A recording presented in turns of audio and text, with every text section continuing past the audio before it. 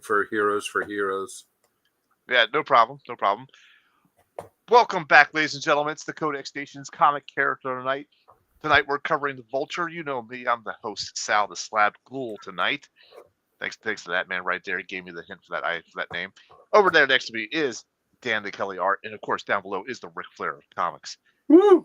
How you guys doing tonight? What's going on? Tonight I'm the Rick Scare of comics. The Rick Scare of comics. Ooh. Yeah, we can get one more night in of Halloween stuff before we wrap it up.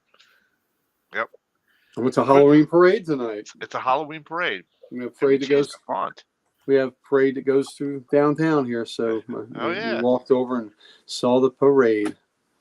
Nice. There we go. That's what we're looking for. I think my Morgan will come home tonight, and after this show, since I don't have school tomorrow. Hello, Chris. Chris. Hey, Chris, I sent you a text or a Facebook messages and pictures. I want you to check it out. So we may watch Carnival of Souls, which is from '62. Supposed to be a good movie. Nice. Chris recommended it, so there you go. All right. Very cool. Very cool. You all set for trick or treaters coming by? Yep. Got a bag of candy that's not been opened yet because once the force field is broken and the candy is open, then it can be sampled. It's fair game. You should be scared. Chris is scared. I made him watch. I sent him home with homework the other night. I gave him a CD he had to listen to. He got books. He bought some great Brave and the Bolds from Damien. Yeah. And I sent him home with Silverado. Told him. Oh, that's a great movie. He loved it. Yeah, he loved Silverado. So that is a great movie. Oh, such a great fun Western. Yeah. Definitely fun. Well, as we said, Jamie is out for tonight. He is not feeling well. Boss man is tired, so he is gonna take the night off. And unfortunately, next week is his pick. And I asked him who he was gonna pick, and he had no idea yet. So hopefully, we'll have a pick from him the next day or so that we can get working on some other stuff for our next character of the week. I know the week after that. Hey, thanks, Chris. I appreciate it. The week after that will be Grifter, thanks to Dan's choice. So we're going to be doing some Grifter stuff in 2 weeks' time, which will be interesting. I've already got my covers and stories picked. Let me ask you this, Dan. Do you recommend the Wildcats version story, or do you think we should stick with the DC stuff? There is nothing on my list that will be from DC. No, I take it back. There's one badass moment that comes from the DC stuff, but otherwise everything else is from Wildstorm because it was a stupid idea to integrate Wildstorm into DC. And I don't really care for 99.9% of it. Very good then. Then I will stay away from the DC stuff as much as possible. I mean, I'm sure Jamie will pick the stuff because it's, a lot of new 52 stuff. So, if you like it, that's fine. We all have our own preferences, but there's enough stuff from Wildstorm between the Wildcats books and the Team 7 books and Gen 12 and the two Kindred books. There's enough, and his own one shot, his own solo series. I feel like there's enough there to pick from without having to. I'm almost done with the solo series. I would recommend for checking out for your reading his solo series, the Grifter one shot, the original Wildcats run that Brandon Choi and Jim Lee did. Right. There were 3 Team 7 miniseries, and there were 2 Kindred miniseries that was him and Backlash. Yeah. And then there was a Gen 12 series that was kind of along the same lines as the Team 7 stuff, and there's a lot of, there's a lot of different stuff there, but it's not, none of the runs are like long runs. Right. So, so it's not like you're having to read 60 or 70 issues. But there's a lot of stuff there. And then, he was popular in Wildstorm, so he would like pop up in Deathblow's book and, and crossovers and stuff. Okay. Very good. There's your preview for 2 weeks' time. Well, that depends, Chris, and how good of a friend that is. That friendship should be examined if you do. And it's Silverado. That's right, Mr. Keith. Yes. I don't want to kill you, and you Pam. don't want to be dead. That's right. Pam, how you doing? Hello, I don't think Pam. we have any sports talk for you today. Well, the Ravens are playing the Dolphins right now, which is why I'm up here. So Okay. watching two shitty teams play each other. It just happens that I'm a fan of one of the shitty teams. I don't know how you can sit there and do a show while you're watching it. Doesn't work for me. Because, all the joy has left my life. So, I am not sitting here, if they lose, I mean, they're already 2-5. Wow. Yeah. Not my team's in the tank this year too. Can't stay healthy, just like yours. Yeah. Yeah. A lot of injuries. The health thing, at least for the Ravens, the health thing is a cop out. There's other teams in the league that are beat up that are still doing well. The Ravens is just bad coaching. Well, the Ravens can still win that division. Yeah, well, that's because the division sucks. Division is troubled. That's for sure. Trouble. And you still play Pittsburgh twice. Yeah. Yeah. Yeah. Yes, Chris, I think they did. Mm-hmm. I don't know, man. That original Death Blow series was, when it first launched, was really good. Jim Lee was doing, the style that he used on when he did the first couple issues of that book was a lot grittier than the stuff that he normally did. And then Tim Sale was the artist that took over the book after that. Ah. I didn't realize Sale did it. I was going to say, I didn't realize Tim Sale was on it as well. Yeah, that was pretty, I guess, mid-90s. Ah. Tim Sale took over after Jim Lee, and, the book is, pretty gritty, like military type of thing. Okay. Very cool. Very cool. You should try narcotics. Way. We do not recommend that. We cannot recommend that. The Codex Station does not recommend illicit drugs. Yes. Very true. Very true. All right, let's go ahead and get some business out of the way then, shall we? All right. So, of course, you know me. I'm your host tonight, Sal the Slab Guy. When I'm not here in the Slavatorium talking to you from Codex, I'm still in the Slavatorium, but coming to you from Sal's Comic Corner. And also on Instagram as the Slab Guy 77. This guy. What is YT? What's that? IG. Instagram. YT. YT is YouTube. Oh. I was trying to abbreviate for space. Gotcha. Chris, you'd be a rich man if everybody that owed you $5 would pay up. That's true. That's true. That's true. All right, this guy right over here next to me is the master of Instagram, Dan DeKelly Art. Dan, why don't you tell me what you got going on besides the game? Yep. Check it out on Instagram, Dan Kelly Art. That right back Dan there. Kelly Art. Dan I Kelly got Art. two up myself. Dan Kelly Art. It's a week, so go check it out. All right. Well, down below, this guy doesn't need any kind of introduction. He's the Ric Flair of comics. He's the master curator of the Library of Comics himself. It's Uncle Gary. Hello, hello. You catch me Comic Logic every Wednesday, man. We are getting our new books, baby. Comic Logic, Loudoun County, Virginia's premier comic store. If you're in the Northern Virginia area, please come by and see us. For my good buddies here that stopped by LotCon last week, we really enjoyed seeing them. I'm glad you all had a good time.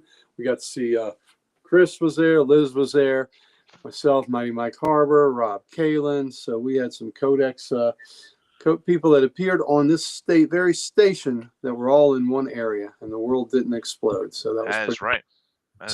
But come by, see us for your new book needs, and we would love to make your acquaintance.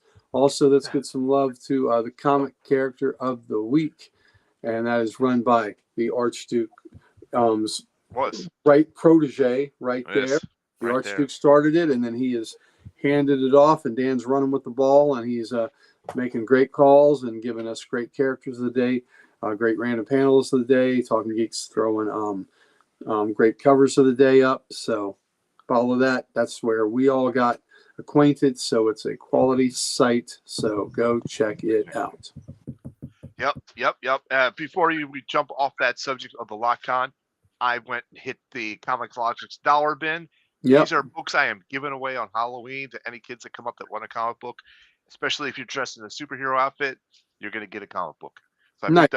I picked up Even 10 if you don't Superman, want it. 10 Batman, and 10 Captain Americas. Did you pick up the Lick Lick Lap Lap cover? Are you giving that one out? No, that was not a dollar book. I'm sorry to say. Gotta pay more That than was $1 not. for all that. Yeah. That's true. That's true. All right, folks. Well, when you're, done watching all our shows, head over to thecodexstation.com. Check us out there. You can meet the team, get some merch, so much more. See our biographies, see what we like and we don't like, see what shows we're on. It's a great site to check out. Plus, it has all the socials that we all have, that we're practically dripping with it. We're infected with them so bad. And what could be better than for you to get what we have? Hit that like button and be one of us, one of us, one of us. That's right. As Richard would say, smash that like button. Yeah, All right. Pam's asking where my comics are. They are all still down in the basement. I'm set up in my living room tonight for 2 reasons. One, so I can watch the Ravens probably embarrass themselves on Thursday Night Football on the TV. And 2, because my wife has been on a work trip all week, so it's just me and my daughter, who is upstairs taking a bath right now. So I wanted to be within earshot if she calls, if there's some kind of problem, and I wouldn't be able to hear her down in the basement. So Roger that. here we are in my Good call. fabulous living room. All right. Very good. Very good. All right, guys. Are you ready to kick off this show then? Let's go ahead and do our quick intro. We'll be back in 10 seconds and we'll start talking about all things about the Vulture. Stick around.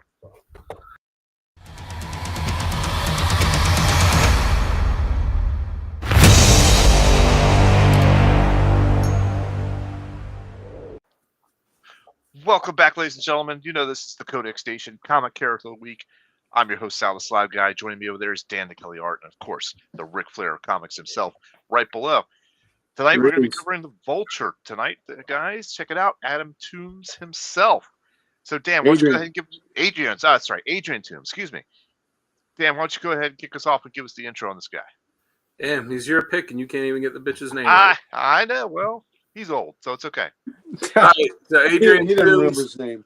Adrian Toomes, one of Spidey's oldest villains, first appeared in Amazing Spider-Man 2 in May 1963, created by Stan Lee and Steve Ditko. Stan Lee originally wanted Toomes to be a fat guy, and Steve Ditko said no, because how is he going to fly and be agile if he's a big fat guy? So so once again, it was smells of Geritol and constant defeat. Yeah. Yeah, there you go. So once again, it was an artist that saved Stan Lee from making a potentially bad decision. So the Vulture, Adrian Toomes, is actually the second character to use the Vulture name, and had a few characters after him use the Vulture name. But he was an engineer in business with his business partner and friend, a man named Gregory Bestman, who would handle all the business end of stuff while Adrian handled all the inventions and the engineering.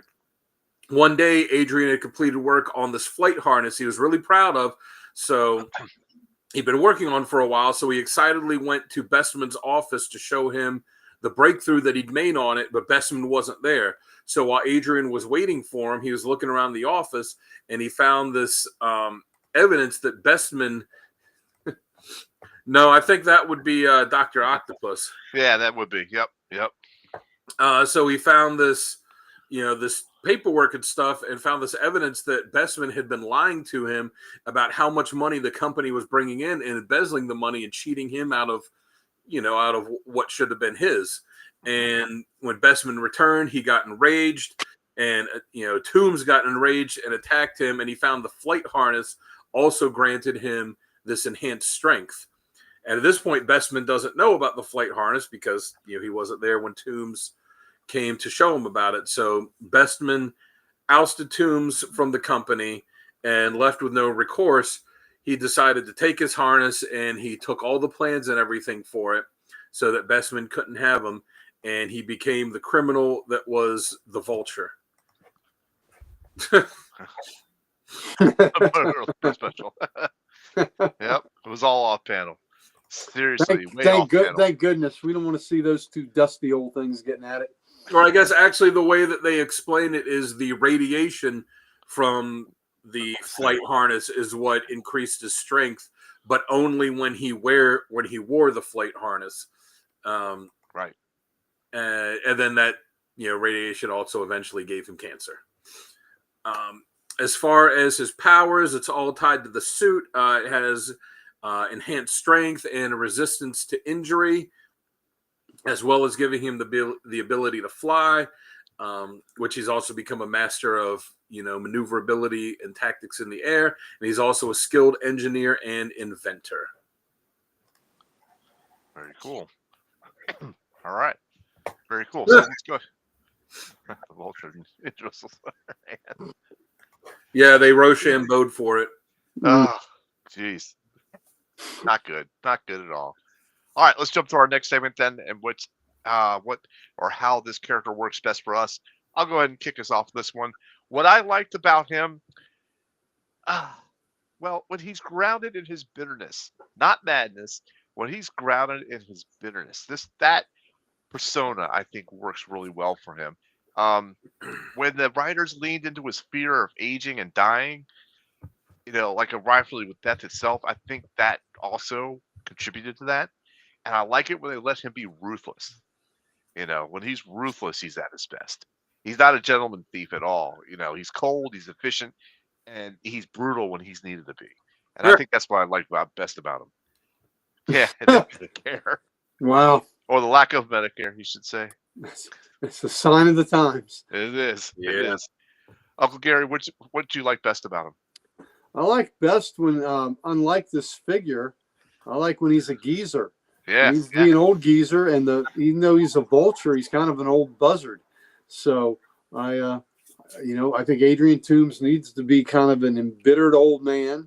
Yep. That has, he's worried about death lurking around the corner, and that like people of a certain age, they get to the point where they have no filter. He's got no filter on his actions, on his deeds, and he'll do whatever. Or his mouth. Or his mouth, whatever he needs to do, and he's a cunning rascal too. He's got a little sinister gears in that head of his. Mm-hmm. So I just think he works best when he's a conniver and cunning and ruthless, but mainly a geezer and an old buzzard. Yeah, I think he's like second best in the manipulation tactic, because he manipulates a lot of people as well. And I think Doc Ock is the best in that. I think Doc Ock is the best, but after that, and I think what the Vulture has going for him is you underestimate him all the time. Everybody underestimates. Doc Ock, he's going to tell you exactly how smart he is. Yeah. But I think the Vulture kind of flies under the radar there, right. And you don't realize what he is doing to you. He's setting you up, right? And he's slick. He's a lot slicker than Doc Ock is. Yes. Because he doesn't have to telegraph and tell you what he's doing and how brilliant he is. That's right. He's just going to manipulate you slyly, and you don't even know that he did it. Right. So true. So true. The plastic scandal. Well, he was around during that time frame. So he was. Shoeless Joe went to his grave hating him. Yep, that's so true. All right, Dan, how about you? What do you like best about him? Just that he's kind of a bitter, angry old prick. I don't know what Marvel was thinking in the early days of Spider-Man. They're like, hey, let's take this teenager. What villains are we going to have him fight? Like, oh, we're going to give him a fat guy to fight. We're going to give him a really old guy to fight. Like, I don't know. But, he's just, like you said, he's just a bitter, hateful old prick, people underestimate him because he's so old. Yeah. But, for a guy that's as old as he is and as cancer ridden as he is, he seems to still find a way to keep kicking around. Yeah, he sticks around. Hate and spite. Hate and spite. Yeah. Very true. Very true. All right. For our next segment, then, we've got badass moments. Oh. Yeah. Yeah. Well, you think about it. If Sam Raimi had made Spider-Man 4, he was going to have John Malkovich play the Vulture. Which that would have worked. That would have been good, which would have been which would have Well- been. It's either he was either going to do that in 4, or no, I think that's what he wanted to do for 3, and the studio said no, we want Venom, and he's like, I don't care about Venom. Like, we want Venom, because 4 was going to be the Lizard, and the studio was like, we don't want the Lizard. Right. And then, so what did they do when they made the next Spider-Man series? What did they do in the first movie? Oh, they used the Lizard. The Lizard. All right. So let's jump on. Yeah. And youth is wasted on the young. Yeah, it's true. Very, very deep words there. We're going to go on to some badass moments. So, Dan, do you want to kick us off with badass moments? Sure. So I got in Spectacular Spider-Man 186, when he went around killing, he knew he had cancer and that he was, at that point felt like he wasn't long for the world. So instead of, it speaks to the bitter hatefulness of him, instead of trying to make amends for people or anything like that, he went the other direction and just went around killing everybody that he felt had wronged him before he died, because he didn't want anybody that he felt had wronged him in some way to still be kicking when he was gone. Right. And then in Amazing Spider-Man 224, when he was in this, he's kind of down, feeling down about himself, and he was in this like convalescence home, and this one guy, Nathan, that he ended up kind of befriending, convince him, hey, like, everything, your life's not so bad. And they had all these scraps from this, from these machines sitting in the corner. And so he just took these scraps that were laying around, and God damn it. Yes, they did. Now, Mark Andrews scored his second touchdown, and I have him sitting on my bench in my fantasy team. Well, he's not earning your points there. And he just put these scraps together into like a crude flight harness so he could make his way out of there. And then the top one I have is from Amazing Spider-Man 63. So after his initial appearances, he was in he stood up straight. That's good to see. Or hurting his back. Yeah. So Stan Lee felt like early on that the Vulture was too old to be a good villain for Spider-Man. So he had them help create with Ditko this new villain that was going to be the new Vulture named Blackie Drago, who was a guy that was in jail with Toomes. And he had Drago kind of manipulate Toomes to tell him where his Vulture suit was, and then Toomes seemingly died. And then the fans hated it so much that they ended up bringing Toomes back, and he shows back up in Amazing Spider-Man 63, and he breaks Drago out of prison, gives him the extra Vulture flight suit that he had, and he's like, come on. He goes, what are we doing? He goes, we're going to battle over top of New York so everybody could see me beat you and know that I'm the true Vulture. And he's like, oh, I'm younger and blah, blah. And Adrian just beats the brakes off of him. Right. And then Drago's there when the police are taking him away, and he's saying, I'm done. I'm never gonna do it again. Nobody could beat the Vulture. And that was that. That's the last we see of Blackie Drago. And that was how they brought Adrian back to being the Vulture. Yep. All right. I don't know if Rogaine would want him with a sponsor, since he's perpetually bald. Yeah, that's true. So I'll go next for this. And Dan, you had 2 of them, so I'll only go a little bit more on 2 of them. The Spectacular Spider-Man 186, where he's looking to make peace with Gregory. He was like, talking to him, and they finally got to this point where it's like, well, I guess you're right. I guess, I can forgive you type of thing. I could probably do that. But then the Vulture just snaps his neck. Okay. Now, not only does he snap his neck, but he starts to cry. Like, you see him, like, you feel like, oh, okay, he's got remorse because he did that. And then he turns to the next panel. He's like, I feel so much better. You know, it's like, and he's got this wicked grin on his face too. So that's I had to point that out. And then I also had Amazing Spider-Man 64 for that fight, but he had this double wing slash maneuver which took out Drago and um yeah, so yeah, he had this double wing slash maneuver, which was really cool. But in the midst of this, you had police there, you had Spider-Man throwing webbing, and he still performed this stunt and then knocked him out of the sky and reclaiming the title of Vulture, the one true Vulture. So that was pretty good. It was an ego fueled vengeance at its best, I think, for that badass moment. And then the last one I have is actually from Superior Spider-Man with the Raft breakout. He actually weaponizes his wing blades to become to drones, start taking out guards. So he's old and frail. He's barely hanging off from the cancer as usual, and he weaponizes his flight suit to little mini wing blades. So he's taking down guards and he still escapes, proving he's still lethal. And he's one of those, becomes a symbol, I think, of one of those old villains that just refusing to die. So that's that's my last badass moment. How about you, Gary? What do you have for that? Yeah, he's old man strong. Yes, old man strong. just like That should both be a hashtag.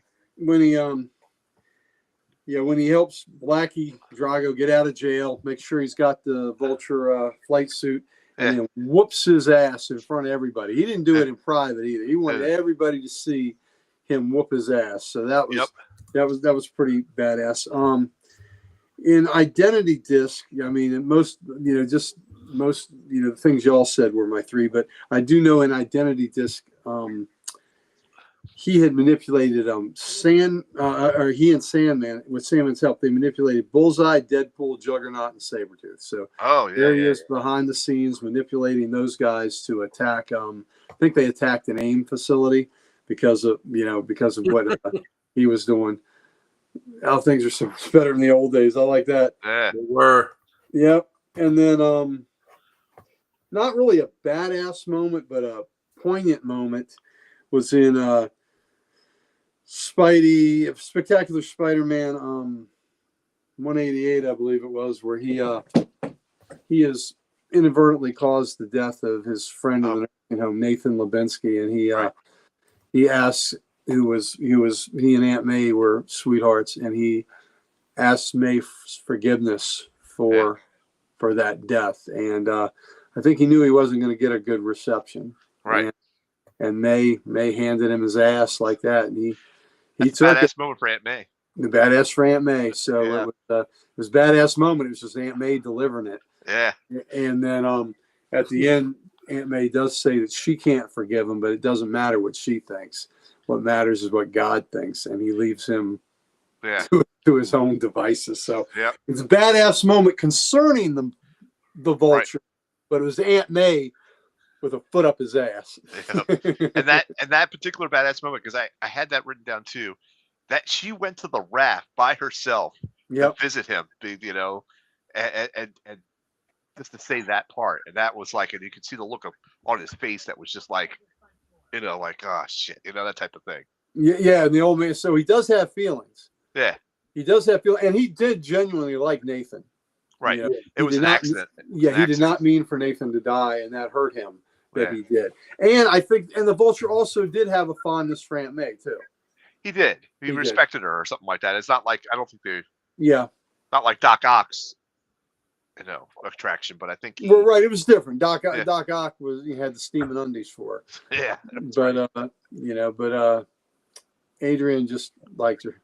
Right. If he ate, Aunt May tastes like chicken. That's why he liked her. Okay. Even though it wasn't like a real comic accurate Vulture, I did like how Michael Keaton played him in the Spider-Man movie. Oh yeah, totally. I did too. He definitely had the anger and the attitude. Yep. And the world Vulture owes persona. And the world owes me something. Yeah. Definitely the Vulture persona, because he was like feeding on the scraps of like Tony Stark's scraps type of thing. Yeah. So definitely like that.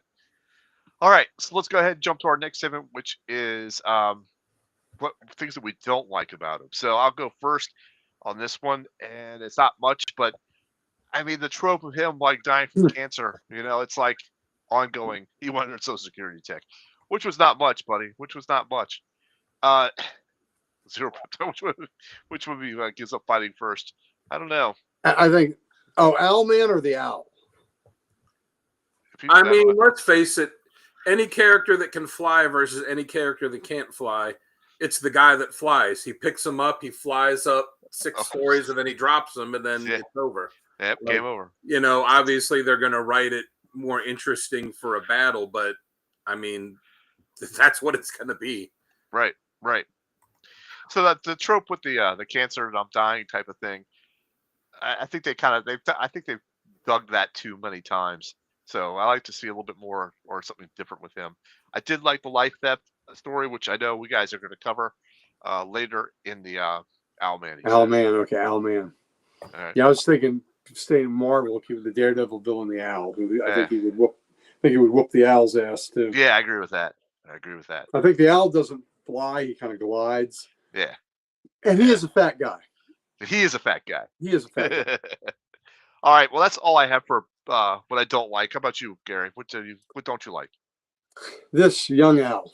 That's true. Young Vulture. Mention that. Young Vulture. I don't like young Vulture. So even though that's the only action figure I have of Vulture, I like the old Methuselah looking, dried up, pruned up.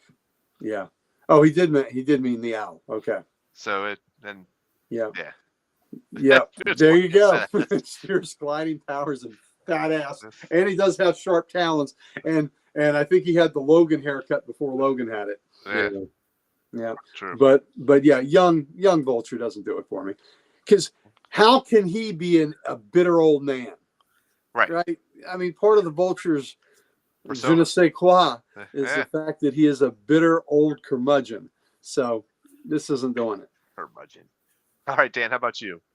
I mean, I think they could do something interesting if they made him young. I wouldn't want to see him stay young for an extended amount of time, but if they made him young and kept him that way for a few stories, and, you know, when it was him, like, reveling in the fact that he's young again, and, you know, again, think about it, you know, if you woke up and you're like, hey, I don't have aches and pains, I don't have to get up to piss in the middle of the night, I don't, you know, have this, you know, I'm attractive looking again, just all that stuff, and, you know, I've got the whole life ahead of me. You know, if they kind of did that stuff, and, you know, maybe he starts having a more positive outlook, and then he goes back to being old, and then he's even more angry and more bitter because he's old again. I think that would be something interesting. Yeah. True.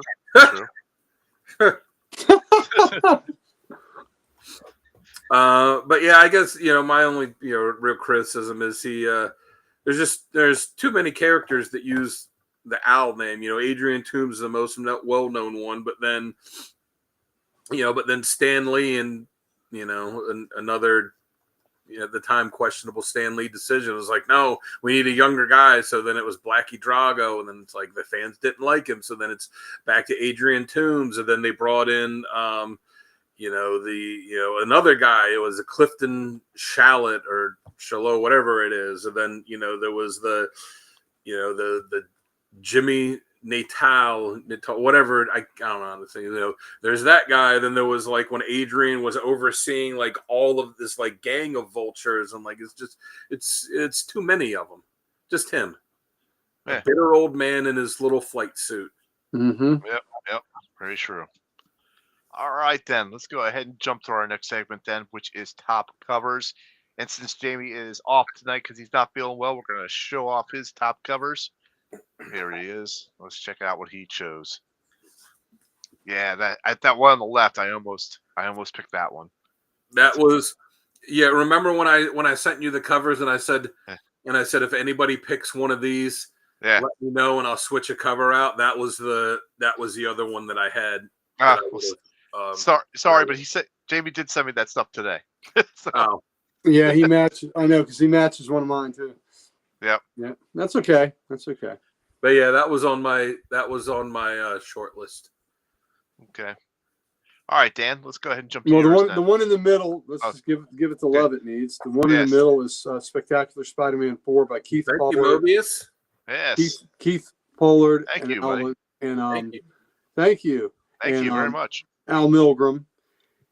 So, You give that love. And the 224, that is John Romita Jr. Mm-hmm. And I can't remember who inked the cover, but that is definitely his pencils on that. Even though it doesn't look like what we, look at his stuff now and see, that is definitely a John Romita Jr. pencils on the right. Absolutely. All right, Dan, I have yours ready to go. If you want to, hang on, I thought I had yours ready to go. Where is yours? There you I are. don't know. You uploaded all the stuff. Yeah, I did. There you go. All right, yeah. So the one all the way on the left, I just really dug how the colors were on that. It's like the little Spidey flashlight thing that he used to use sometimes. How it's how it shows. It's like that's shining on him, and in the purple and the blue in the background. And then, I think this is the first time I've ever used covers for issues that were back-to-back issues, but I just thought they were really great. 386, where you see him standing there on the, looking down from the rooftop, and you just see all that bitterness and, and anger in his face. And then 387, where you see him and, you see him like that he's, sucked all the youth out of him, and Spidey's just this frail old man, and you see Adrian, and he's young and got the full head of hair, but he's still got that crazed, psychotic look on his face. Yep. Those are my three. Like it. Okay, very good. And, Chris, flashlight, not fleshlight. Yeah. Very true. All right, Gary, here's your covers. All right. So the one on the far right, Peter Parker Spectacular Spider-Man, that we already said was Al Milgrom on the inks on that, and Keith Pollard on the pencils. The Spectacular Spider-Man on the right was Alan Weiss did that, 64. I just like that because here he's pretty sinister. He's got Spidey. Yeah, Spider-Mobile was great. Chris, do you know who built the Spider-Mobile for him? I know y'all know, but let's see if Chris knows.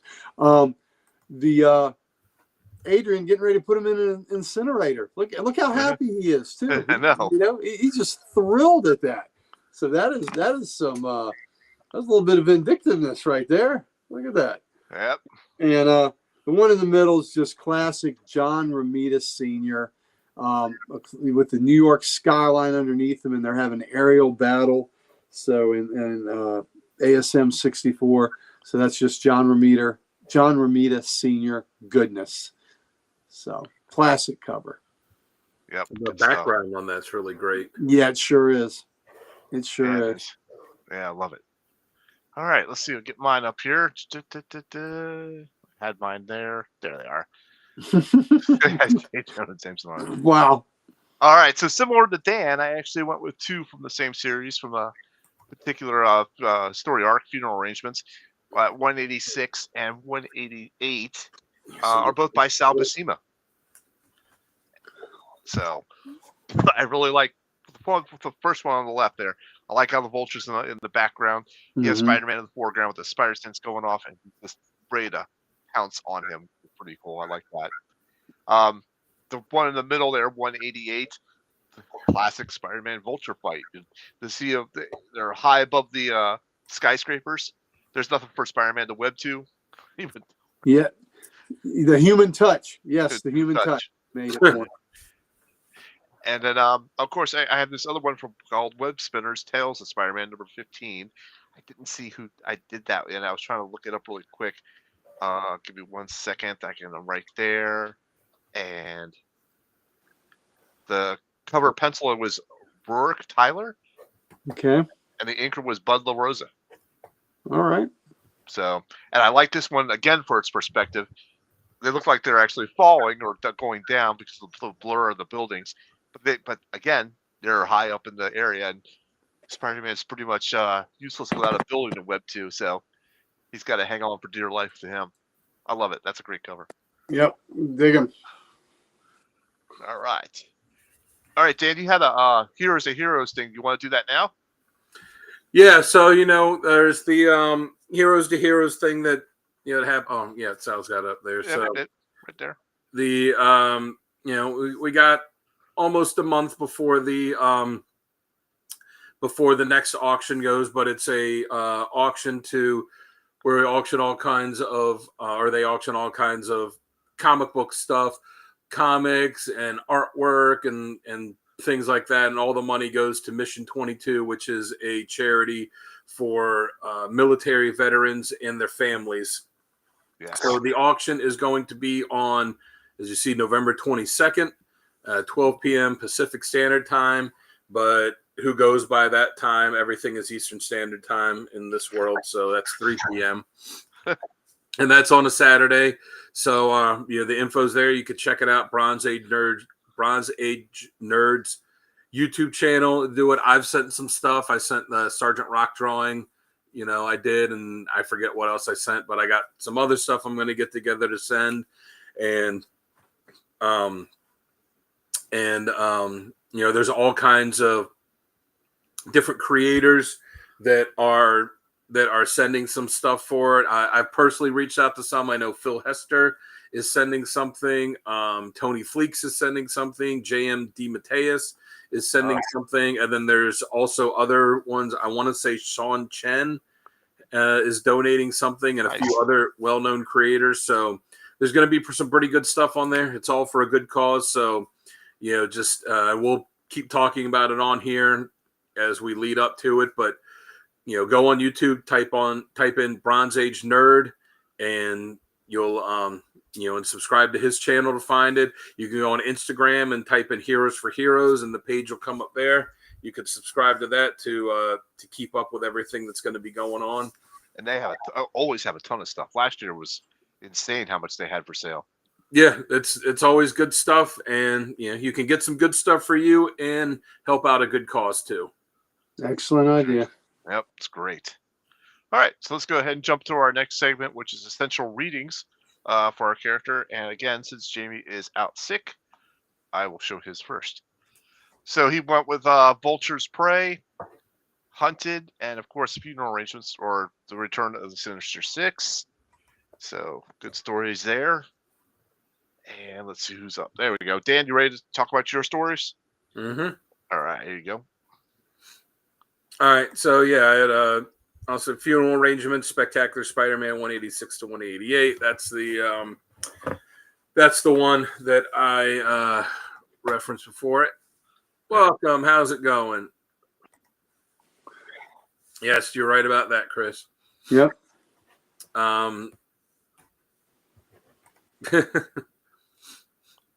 Yeah, I know. Yeah, he's got an immune system, along the lines of someone the Vulture's age. Mm-hmm. But I was to say, Funeral Arrangements. That's the one where he finds that he has cancer, and he decides to, before he leaves his Earth, that he's going to kill everybody he feels has wronged him. So I think that's just quintessential Vulture. Amazing Spider-Man, or I'll jump. Since we mentioned it before, Life Theft, the Amazing Spider-Man 386 to 388.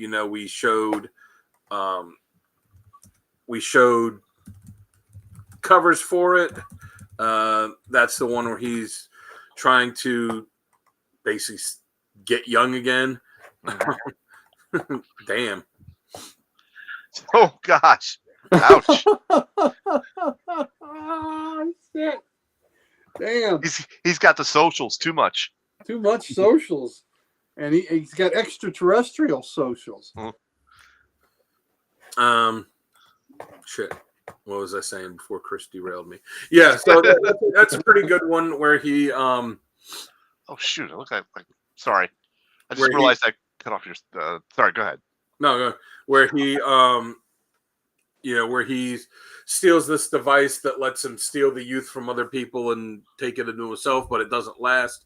And that's a really good one. And I'll be honest, I don't remember why I picked Amazing Spider-Man 240 to 241. I read a lot of Vulture stuff to get ready for this, so I don't particularly remember what happened in that story, but I know it was one of the ones that I liked best out of all the stuff I read. So was that when he was draining the life forces and got that was Life Theft. Okay. No, 240, 241. That's one of the ones I use. That's one of the ones I use the cover for, where it's the Spider-Man light that was kind of shining on him. Okay. Yeah. There's only 2 issues. Just go read it. Find out for yourself why I picked it, and then you can put in the comments and remind me why I picked it. There you go. So win-win. So this also gave you the origin of the Vulture. That's what it was. Yeah. That's why I picked it. That's right. That's exactly right. It was. Yeah, that's why I picked it. Yeah, because they hadn't really delved into his origin before this, even though he'd been around for so long. I think he found his partner was still alive and kicking in the West somewhere. Yeah, he saw a newspaper article about it, about him, and then he was went and kidnapped him and was going to destroy his business and kill him, and it shows his origin that they hadn't really got into before. So yeah, that's right. That's why I picked it. I should have put that in my notes, but that's all right. So I have to apologize. I actually cut off the 7 on that issue 387. I only had 338. So it's actually 386 and 387. So. It doesn't matter. I don't think anyone thinks that they have to read backwards from 386 to 38. I know, but I thought I looked over before I, made a final copy of this. But yeah, Gary, you're up next with your stories. You ready? Yeah. All right, there you go. All right, Amazing Spider-Man 63 and 64. That's where he beat the brakes off of Blackie, and he liberated him from prison, made sure he could get a flight suit, and then whooped his ass in front of everybody, and had a pretty good tussle with Spider-Man in that too. So that was really it showed his total disregard for other people, because there was that little kid that was like hanging off the balcony getting ready to die, from the damage they dealt, and they just didn't care. Yeah. And I think Amazing Spider-Man 224 was another one that kind of dealt with, a lot of his backstory, I think, is what we had in that. And a lot of self-reflection for the Vulture in that. So there's a little bit of an in-depth self-analyzation that he was such a miserable bastard. And then Spectacular Spider-Man 186 to 188. That's, that's the, where he dealt with the, killing Nathan and all those other things that went into it, and where Aunt May breaks her foot off in his ass, she won't forgive him. So, and it was a lot of, you see what a miserable old lonely man he is in that, and you almost feel sorry for him, even though he brought it all on himself, but he's just basically a miserable, lonely old man. Right. And the way Buscema used to draw Aunt May, she always looked like a scarecrow. He did. Her face was so gaunt. Yeah. Gaunt or narrow. And long and thin and scary. And she needed to eat some of her own wheat cakes. Yeah.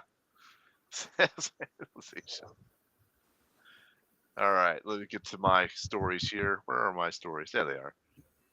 So I actually had 2 of the same. I had the Amazing Spider-Man 63 and 64, the Spectacular Spider-Man 186 to 188. You guys covered a lot on these. I don't really need to add much to these, but the one thing I will add for the 63 to 64 is there's a couple of lines in there that were pretty cool.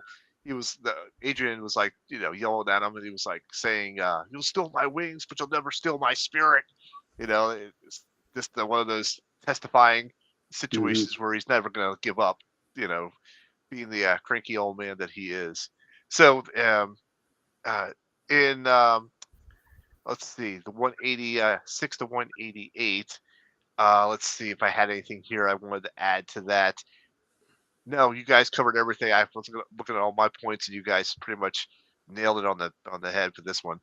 So I won't add much to that. So my other one there, Amazing Spider-Man number 2. This is the first appearance of him, and the story was called "Duels to the Death with the Vulture." And he actually beats Spider-Man, and he throws him off the building, type situation. But doesn't, Spider-Man survives it.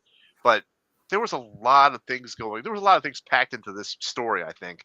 And maybe I'm grasping at straws, but there was a lot of technology and age in this one, where he's an elderly villain, and you got to think of the time frame. This is '63, so this is when superheroes are really coming out of the in the main public view, and right and wrong were very much black and white. You were either a good guy or you were a bad guy. There was no in between during these time frames, I think, and so the black and white situation was very much present in this. So being like Spider-Man was a kid during these times, they made him old to have that polar opposite. You know, they were both smart or technology smart. Toomes was using his tech for greed, while Peter was using his science smarts to stop him or help out. So this mirror match, this became like a hallmark for all the Spider-Man villains. Doc Ock, Lizard, Electro, all these were scientists that went astray, and they were kind of polar opposites to what Peter was. So I think that's what they were going for when they wrote this story. And we can't forget, this is the issue that cements Peter's photography gig. At the end of the fight, he takes the pictures and it goes to the Bugle and sells them. So he's this is what initiated the I'm going to be taking pictures of myself fighting all these villains and make some money off myself so I can actually pay for Aunt May's house type of thing. So the only thing I like to add to this is the symbolism with his flight. Vulture's bird-like flight. It's like freedom and arrogance. He looks down at the world, I think, in this issue, literally and figuratively for every time. And I think that just kind of applied to the rest of the issues and the rest of his persona. He always looked down on the world when he was flying, So, yeah. So the fun fact was this is that Stan Lee later said the Vulture was designed to be the perfect opposite of Ditko's of Spider-Man, and old versus young, soaring versus swinging. Ditko's design was bald head, wingsuit, and hooked nose, and that instantly stood out. And he looked generally bird-like and eerie. So that's why I think they went with that. I agree. Yep. So there we go. There's my 3 stories. OG villain. Yeah, that's very true. That's very true. All right. So now we jump on to best writer and artist. Uncle Gary, you want to kick us off this? Who do you got for artist and writer? With the writer, there are a lot of great choices. I know the story we all picked had J.M. DeMatteis, but Yep. there are a lot of other stories in the middle of the pack written by Roger Stern, so I'm going to give him some love. I'm going to give Stern some love. Yeah. And for artists, I really like what John Romita Sr. did, but because I don't know that I'll ever mention his name again for best on anything, I'm going to throw Sal Buscema in there. There you go. There you go. For Sal. Another Sal. Another Sal. There you go. Yeah, I think he does. And I think they're big old man, dried up turds. Yeah. Probably so. All right, Dan, how about you? Yeah, since you went with Stern, then I'll go with DeMatteis for writer.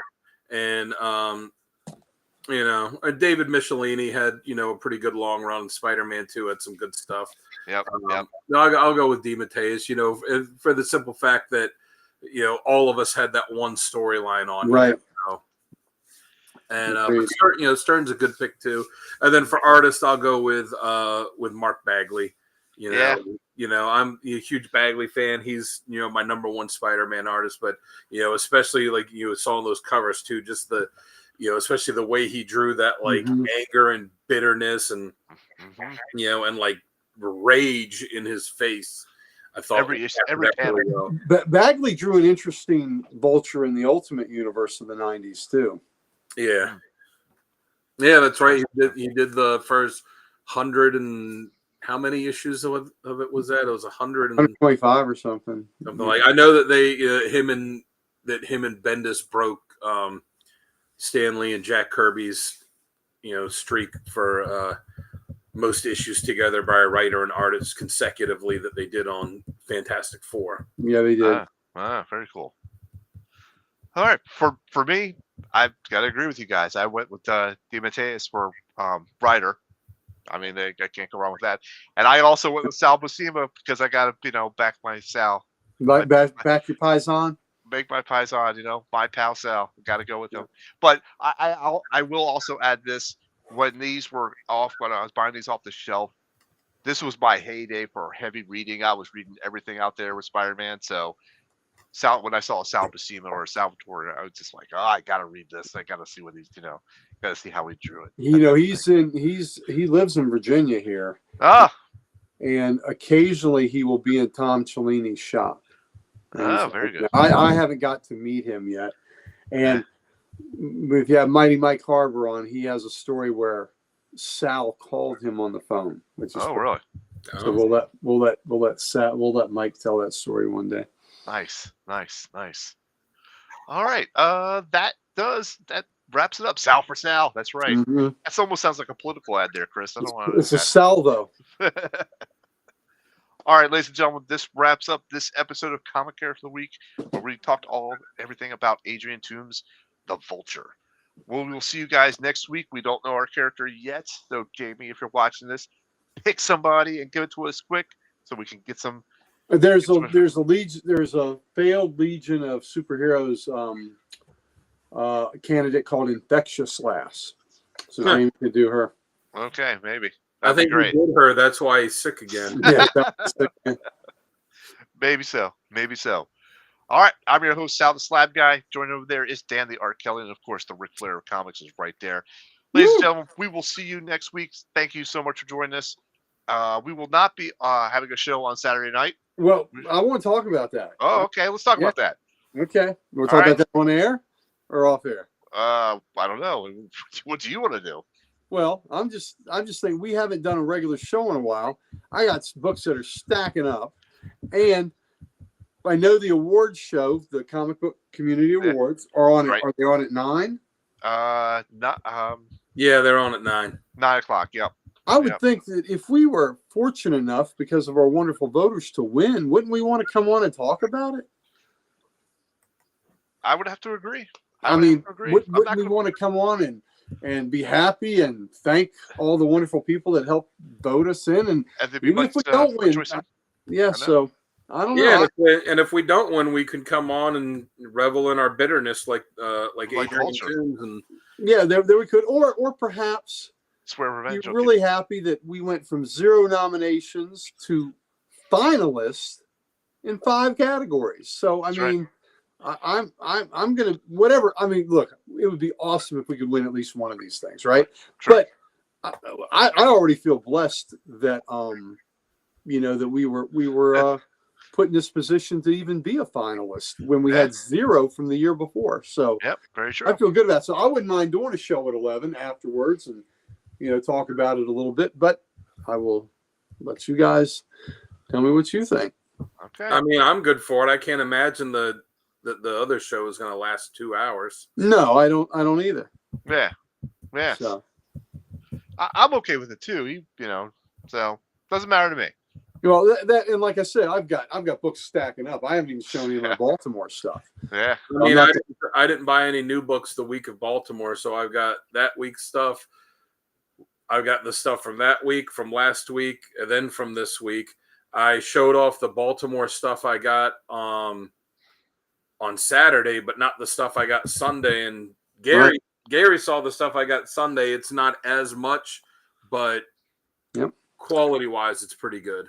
And I have an additional week because I didn't appear on the Baltimore week show. That's right. And I got the stuff I got at Comic Logic, and somebody, I don't know if it'll arrive by then, but somebody messaged me that they're sending me a bunch of books. Yeah. Nice. And I may not even show all the Baltimore books I got this week, but I can start, parsing them out a little bit and show some of this and break it up. I think I came away with like 58 books. And then I also got a stack of books from Damien on Sunday. Oh yeah. Very good. Yeah. So very good. Yeah, I've got a lot of good books to show. So anyway, there's a book that Sal, that you and Jamie are going to be very jealous of. Oh, okay. Oh, did I have? Yeah. It's got a really cool first appearance or first. I guess would we call it an appearance, Dan? It's got a cool first. It's got a cool first. Yeah, it's got a really cool first. So, yeah. So Can't wait for that. Yeah. So, but anyway, I would be down for doing a show. So, I mean, if we'll talk to Jamie. Are we? I think I mentioned it to Jamie, and Jamie was kind of like, whatever you guys want to do. But Jamie won't participate. Jamie has other plans that night, so it would be an us thing. So I'm down for it. Okay. All right. Should we could probably throw Chris in there and he could show the books he got, or did he show that? He showed. He did. Yeah, he showed that. Yeah. He shows it off every time. He showed his ass. I mean, he showed his books. All right, folks. Then maybe we'll see you Saturday night. Who knows? I think we can work that out. I think we should work it out. Yes. Pay attention to the Instagram. If you see me post something Saturday afternoon about us being on Saturday, then then we'll be on. And if you don't see me post anything, then we won't. Yeah, because you know what? Yeah, and like I said, if we win, I sure as hell don't want to wait a damn week to talk about it. Yeah, that's true. I'd like to say, yay us, yay our chat for helping us out and voting for us. Yeah, so. True. All right, then, ladies and gentlemen, we will see you then the next time we see you. Hopefully, it's Saturday. Hopefully. Take care, guys.